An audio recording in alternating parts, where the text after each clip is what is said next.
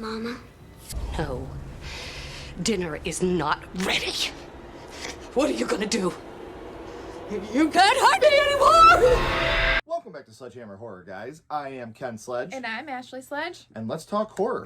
So today we're going to be doing our Didn't See That Coming on an underrated classic, The Sixth Sense. When everybody talks about this movie, it's always the ending that we hear about. But this whole movie is fantastic. So the score is fantastic by James Howard. It is so beautiful. Yes, beautiful, beautiful score. And an underrated movie all around. People know this movie, people love this movie, and it's all because of the end. But we want to talk about the story that gets us there and why this movie is so special. So do you want to start us off? Okay, so the movie begins. There's a couple celebrating. Dr. Malcolm Crowe, he got an award from the mayor.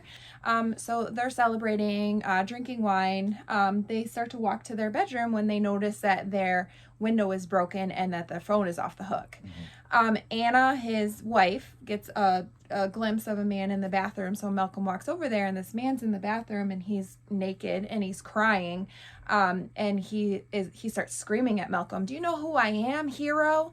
And it takes Malcolm a few minutes. He's like trying to put it all together, and he realizes that this was a patient of his when he was younger. This man, when he was younger, was a patient of Malcolm's, and he's like, "I know who you are. You're Vincent Gray." And Malcolm's trying to kind of talk him out of his psychosis, and it's just not working. And Vincent shoots Malcolm in the stomach. What a way to start the film. Yes. And what an amazing performance here by Donnie Wahlberg. Didn't even realize it was Donnie Wahlberg until we were watching the credits, and it's like, wow. I know. It's phenomenal. He got into character for the film. Like, he's skinny. Super he looks scary. skinny. Like, yes, he did a fantastic job. Yeah. I agree with you. So then we get a title card letting us know that it's the following fall. We're still in South Philadelphia. We see Malcolm sitting on a park bench outside of some apartments when a young man named Cole walks out of his home. He takes a look at Malcolm and he just starts booking it right down the street.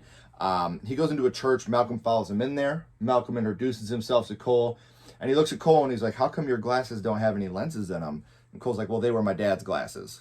And Cole says, "When I have my dad's lenses in the glasses, that it hurts his eyes." So Dr. Malcolm then notices scratches up and down his arms. Cole asks if he's a good doctor, and Malcolm says, "Well, I used to be. I even won an award from the mayor once." Cole gets up and says, "And I'm going to see you again, right?" And Malcolm says, "If that's okay with you." Cole just looks blankly at him, says nothing, and he walks right out. So Malcolm goes home. He walks in, and his wife has already eaten dinner and gone to bed without him. So he decides to go down to the basement. He goes to it's like a red handle on the basement door, and it's locked. He somehow gets down there, and he decides to do a little research on Cole. So then back at Cole's house, this is when we meet Mom Lynn, who is Toni Collette, and she is my absolute favorite. She's amazing. She is giving Cole a bowl of cereal, and she walks out of the room for literally 2 seconds, and she walks back in, and all the cupboards in the entire kitchen are open. And this startles her, like, How did you do this? And she's like, "Were you looking for something, Cole?" And he was like, "Pop-Tarts." And she was like, "They're right there." Yep. And then Cole was like, "Were you thinking something bad about me, Mom?" And she was just like, "Never, Cole. I would never think that." Right. And I love at that moment when she's like, "They're right there." Yeah. Like, because she knows something's up. He knows something's up, but he doesn't want to say anything and worry his And mom. that's why he's asking, like, "Were you thinking something bad about me?" And, being her, this amazing mother, I would never think anything bad about you. That's when you hear a knock at the door. You think it's one of Cole's friends that are coming to pick him up and walk him to school. His friends. Yeah, you end up finding out that this is a bully that walks him to school every day. So when Cole comes home from school that night, Mom and Malcolm are there waiting for him. Mom starts telling him a little story about how she won the lottery and she quit her job and had a picnic at the park. Cole tells her a story about how he made the winning goal at recess and all the kids picked him up on their shoulders and they were all cheering for him. Malcolm then tries to talk to Cole because Mom's like, "You know what? I'm going to go make you some triangle pancakes." Malcolm tries to talk to Cole and he's just not interested. He does not want anything to do with Cole talking to him. Right. So he decides that they're going to play a little game. Malcolm says, "If I can read your mind, then you have to sit here and talk with me. And if not, you're free to leave. Like, you don't have to talk with me." So he starts asking him questions about what he's thinking. And Malcolm, he does pretty good. He gets a couple of them right. And he says, "You don't think I can help you, do you?" And Cole's like, "No, my mom went to a doctor like you. And when my dad left, and he didn't help her. So I don't think you can help me either." And he's like, "What am I thinking now, Malcolm?" And Malcolm says, "You've never been in trouble. You're a good kid." And Cole's like, "That's not true. I used to draw really scary pictures, and everyone got upset. My mom got upset, so I don't draw pictures like that anymore." And he said, "What kind of pictures do you draw now?" And he says, "I draw pictures of rainbows and dogs because you don't have meetings about rainbows and dogs." So he's like, "You're a really nice guy, Malcolm, but you can't help me." And he leaves. And at this point, Malcolm is late for his anniversary dinner. He gets to his wife and he tries to explain what's been going on. She pays for the dinner. She says happy anniversary, and she gets up and walks away. So the next day, Malcolm and Cole are talking, and Cole tells Malcolm that he doesn't want to tell his mom these things because he's a freak, and he doesn't want his mom to think he's a freak. Malcolm tells him that he is not a freak, and don't let anybody make you think that, no matter what. Meanwhile, Mom's at home cleaning up and starts looking at all of Cole's pictures that are up on the wall, all the family pictures and pictures of Cole. And she realizes that in every single picture, there's always little orbs right next to Cole. So Malcolm's in the basement. He's doing a little bit more research on Cole's symptoms when he hears a knock at the door. He yells up at his wife, "Are you going to get that?" So his wife goes and answers the door, and it's her coworker, and he's asking her out to a flea market, and she declines. She's not really feeling it. So he walks away, but he as Malcolm's watching from the basement window, the coworker's walking away, and he turns back with that hesitation. Yeah, like he wants to go say more or, be like, "Are you sure you don't want to go?" And Malcolm's like, "Yeah, keep walking, cheese dick. Keep on moving, cheese dick." Yeah, so that's pretty funny. Yeah, I love that. So we go back to Cole. Cole's at school, and Mr. Norris, his teacher, is asking the class, "What do you think this building was 100 years ago?" And Cole raises his hand, which I think he's kind of surprised that he raised his hand. Cole? Because Cole, I don't think he participates that much in class. Right. So he was like, "Yeah, people used to get hung here 100 years ago." And Mr. Norris is like, "Wait, what?" He was like, "Yeah, they would pull them in and spit on them, and they were trying to kiss their family goodbye." And Mr. Norris is like, "Cole, I don't know who told you that. They were just trying to scare you." And so Cole, this makes him angry at this point. Like, he knows that this is what was happening. And he was like, "Why are you looking at me like that? Stop looking at me like that." And Mr. Norris is like, "Wait, what? Like, how am I looking at you?" And this is where we get one of the most iconic moments in the movie. Stuttering Stanley! Stuttering Stanley! Stuttering Stanley! Stuttering Stanley! Stop that! Stuttering Stanley! And obviously, the Stuttering Stanley, that's something we've all repeated a billion times. Cole freaks out, keeps repeating it over and over. Mr. Norris is stuttering at this point. "Shut up, you freak," to a little boy, which is so fucked up for an educator to do. For real. Cole's in the office and Malcolm comes to the school. Cole says, "I don't want to talk about it." So Malcolm's like, "All right, I'll just show you a magic trick instead," which is the lamest magic trick of all time with the hiding, disappearing penny. And Cole figures it out pretty quickly. So after this, Malcolm goes home. He walks in, and his wife has on their wedding video. So he starts watching it, and is getting some laughs at, the things that people are saying on there, getting some sentimental feelings. And he walks upstairs. His wife's in the shower, and he looks over in the medicine cabinet. He sees that she is taking a prescription for an antidepressant, which clearly he didn't know about. Right. This is news to him. So again, he goes to the basement and goes to open that red doorknob, but it won't open. This is when we pan over to Cole. He was invited to a birthday party. I don't think this part is so heavy. Cole doesn't have many friends. How he says everybody thinks he's a freak. So he's sitting alone. And his mom, Lynn, was like saying thank you to the other mom for inviting him because he doesn't get very many invites. Right.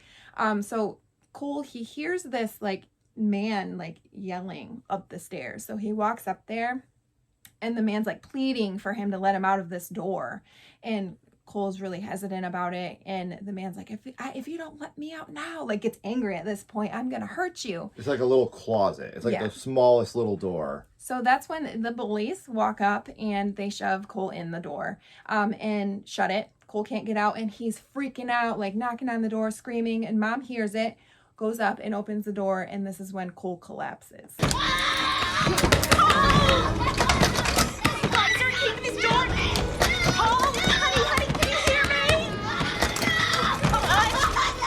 So So after Cole's little meltdown, he ends up getting taken to the hospital to try to figure out what's going on. And the doctor is none other than M. Night Shyamalan in a cameo in his own movie, which is very Stephen King-esque, and I love it so much. He says that, he does have physical abuse, cuts and bruises that are very worrisome to him. And this is when Lynn is like, are you accusing me of abusing my child? Yeah, like gets upset. Yeah. Like, Well, obviously. You think I'm hurting my kid? Yeah. And he doesn't have any answers for her. She's getting upset. I told you what happened to my child today. This is what we're focused on.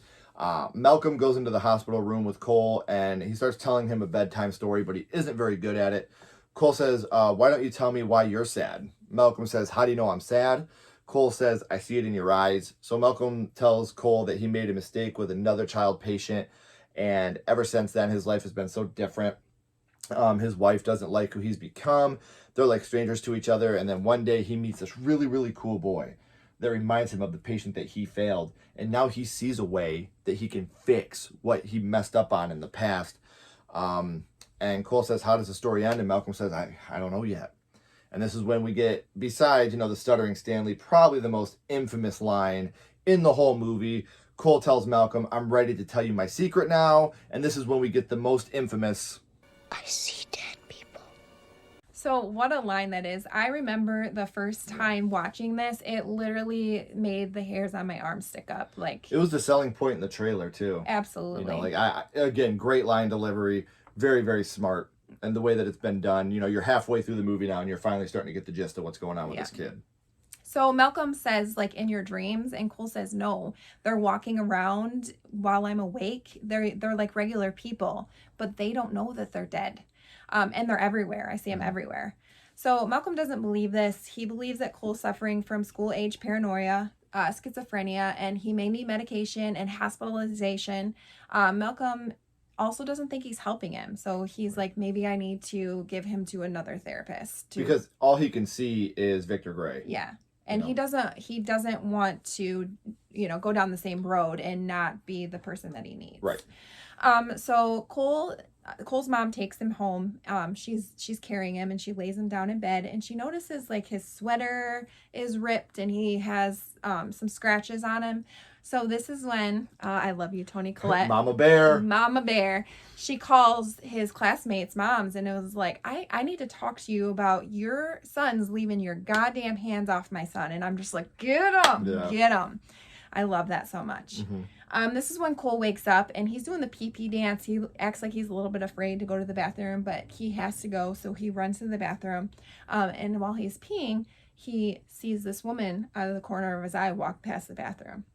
So he goes into the kitchen thinking it's his mama. He says, Mama, when this woman turns around and super aggressively is like, no, dinner isn't ready yet. And she sticks out her arms and both of them are cut. And she says, Lenny, you're not going to hurt me anymore. This is, to me, one of the scariest scenes in the whole movie. It comes out of nowhere and it's very effective. I think this scene is well written and it's very scary. Cole runs and hides in his tent in his room. The next day he's at a school play and Malcolm comes to watch. They're walking down the hallway of school when Cole looks over and he's kind of scared and Malcolm's like, what do you see? And then the camera pans over and you see the people that have been hanged in there when it was a courthouse. So you know that Malcolm, that's how he knows, is because he would see it. You can see it, yeah. And Malcolm can't see this. Right. He's like, what do you see? And he's like, nothing, and there's nothing there. Cole tells him to hold really still. Cole says it gets cold when they're mad. Yeah, so something that we really haven't touched on is every time there is like a ghost or something, the temperature in the room gets really low. Like Mama is constantly like turning up the thermostat because it's cold in her house. Right. And this is where Cole kind of breaks down a little bit. And he's like, please make them go away. And Malcolm's like, I'm trying. I'm going to try to make that go away for you. Cole's back at home and Mom tells Cole, they're sitting at the dinner table and she's like, you need to confess to taking the bumblebee pendant. I found it in your room again. And Cole's like, I didn't take it. And she's like, so what? The bumblebee pendant just got up and walked and put itself in your drawer. And this is where she kind of gets a little more aggressive. And she's like, you need to go to your room. No more dinner until you can be honest with me. I don't want to see you anymore. On his way back, another scene that got us both. He sees a boy walk out of the room and the boy says this. Hey, come on. I'll show you where my dad keeps his gun. Come on. So Cole, he's scared after he sees that. And he goes and finds mom. And he's like, if you're not too mad, can I sleep with you tonight? And she's like, I'm not mad. And they hug. And Because Toni Collette's the best mom ever. she really is. She's so amazing. I love her. And Cole, he's shaking. And she's like, why are you shaking? And she's like, oh, God, just please tell me. Like, she knows something's going on. And she just wants I have goosebumps right now just thinking of that scene. Yes. Like her heartbreak and her fear for her child and the helplessness of, please just let me help you. Tell me what's going on. Please tell me. Oh, please.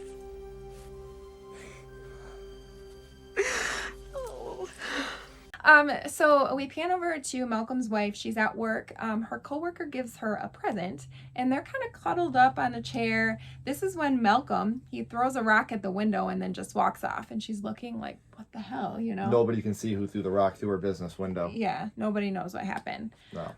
So we're back. Malcolm and Cole are together, and Malcolm tells Cole that he can't be his doctor anymore. And Cole's upset. He's like, you're the only one that can help me. Like, you're the only person I've ever told this to. Right. And he's like, do you believe me? And Malcolm's like, I really can't answer that. And Cole says, how can you help me if you don't believe me? Another awesome line delivery. Yeah, you absolutely. feel it. And I just, this part kind of bums me out. Like Malcolm's totally doing like a pity party. Mm-hmm. I can't be your doctor anymore because my wife's cheating on me. Right. You can still help this kid and fix your marriage, Like man. he needs you. This kid needs you. This kid really needs you. So that part bummed me out when I first watched it. Absolutely. Malcolm's back at home and he's going through some of Vincent's old tapes.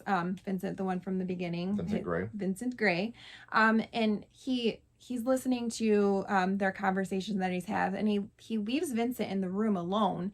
And once he walks out of the room, he hears this like foreign language. This man is talking in a foreign language. And this is when he's like, I think this was like his moment. Like this was happening to Vincent as well. So Vincent and Cole have way more in common than we initially thought. Absolutely. You know, maybe Vincent was seeing and hearing ghosts and nobody ever helped him, and that's what drove his manic to be so much, is he really thought that he was crazy when he wasn't. Right.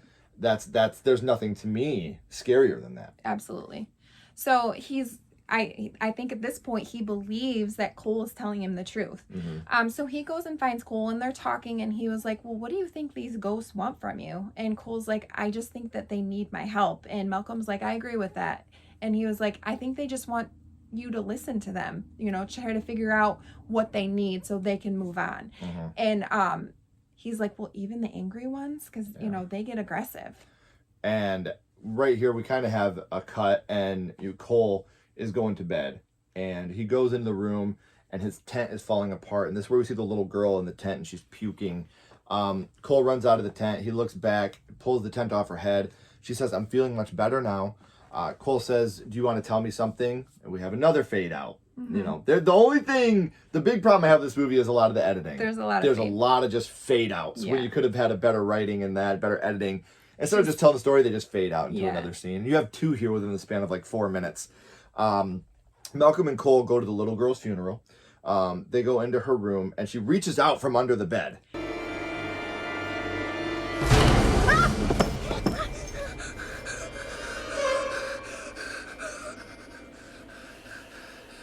So when she reached out, Cole ends up finding a box, and he takes it down to the little girl's dad. He says, Tara wants to tell you something. He opens it up, and there's a VHS tape inside. He puts it in, and you see Tara having a puppet show in front. You know, she's videotaping a little puppet show. And, you know, Dad's all, like, happy, like, oh, my baby, you know. Right. Well, then somebody's coming in, so she moves the dollhouse, and she goes back and she lays in bed, and she's like, Mom, I'm feeling a lot better. Do you think I can go outside today?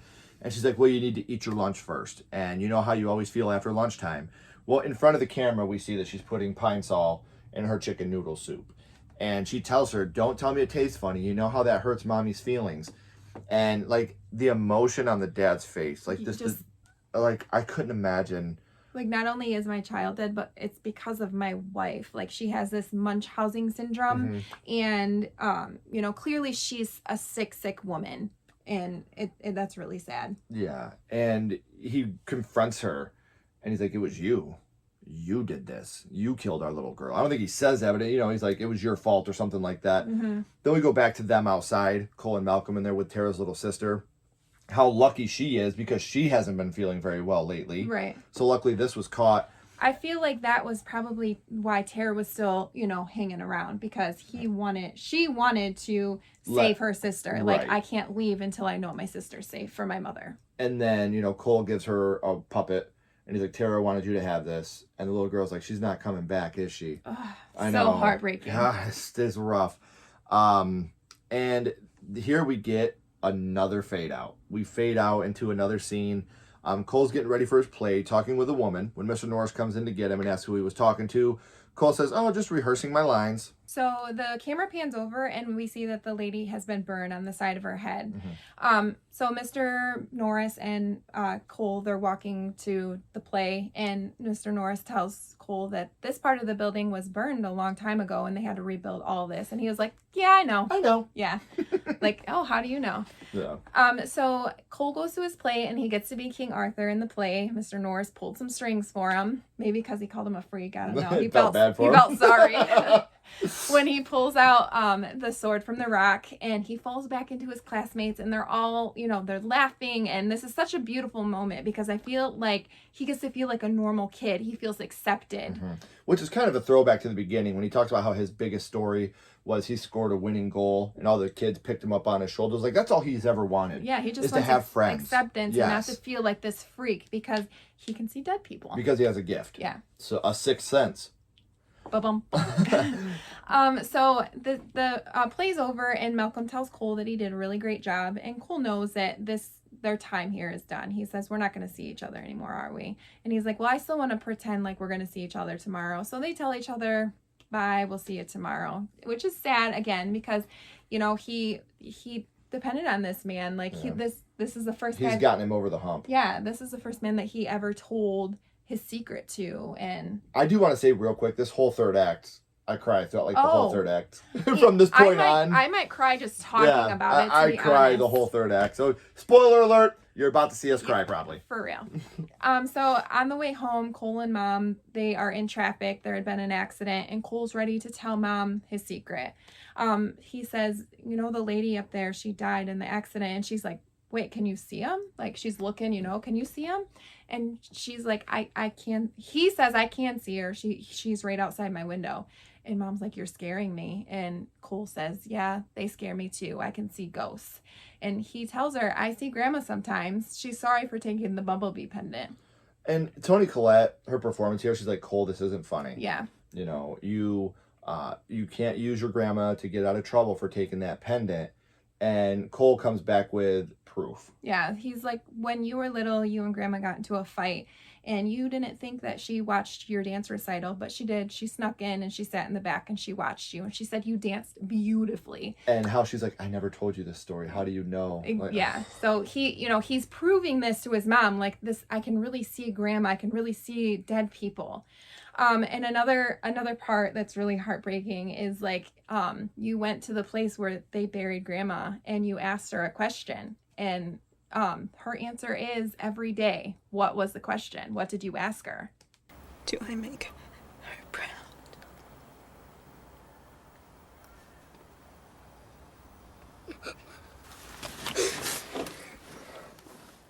Waterworks, man. Oh, so heavy. Makes me cry every time.